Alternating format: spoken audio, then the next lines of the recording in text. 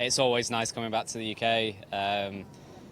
Always nice, like the back end of English summer as well. I feel like we get lucky with the weather, and the home crowds, like, always so good to play here. And I just think this event in particular, so much history.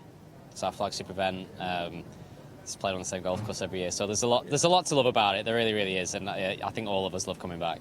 You're in that very sort of like top tier of Am golf I? superstar now, right? I don't think so. Well, what I mean is it means you're playing against the best fields all the time, and we know how tough winning is. Would you rather be winning more? Would you trade some of your incredible consistency in for that? Because you've been unbelievably consistent. Feels like you're thereabouts every week. Well, probably, but I don't have a choice. I'll deal with what I've got and not worry about it too much. I think, yeah, look, of course you would want to win more. But at the same time, I think, you can always focus on what you don't have. But I think there's a lot of positives to how my game's been. And I haven't sort of been in contention as much as I would like this year, but I have had a lot of consistency. So, it's important to look at the positives, and it's important to look at what's good while trying to add to what you can do.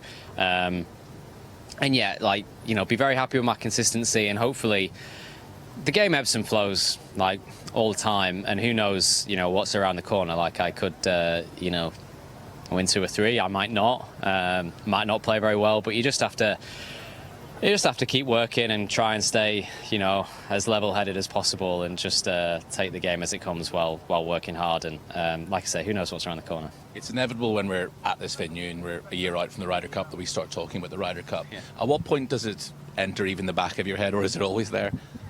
Yeah, I think definitely when the qualification starts, it's there. You would love to get on a hot start through this process now, but I think for the next year, I think it's in the back of everyone's mind, and I think whenever you have a good result or whatever your performances will be, I think somewhere, even if it's you don't think about it straight away, deep down you'll be thinking, where's that, how's that affected my, Ryder Cup standings or where I sit on the team and stuff like that. So it's there, but it's, there's always something to play for in the game. It's just that Ryder Cup is something that's very special, and once you've been a part of one, you never want to miss one. But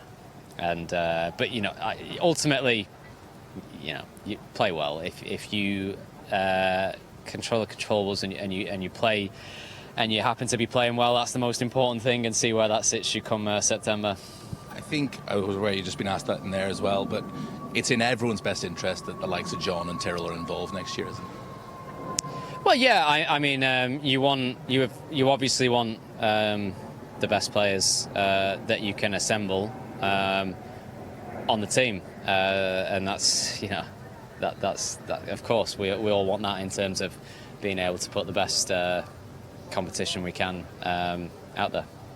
You said in there about the fact that a year ago in Rome there was a bit of presence missing in the team room. Do you think there's a bit too much water under the bridge with those guys, the likes of Poulter, Westwood, Henrik, or do you think there is a sort of path back for them to be part of the Ryder Cup fold again?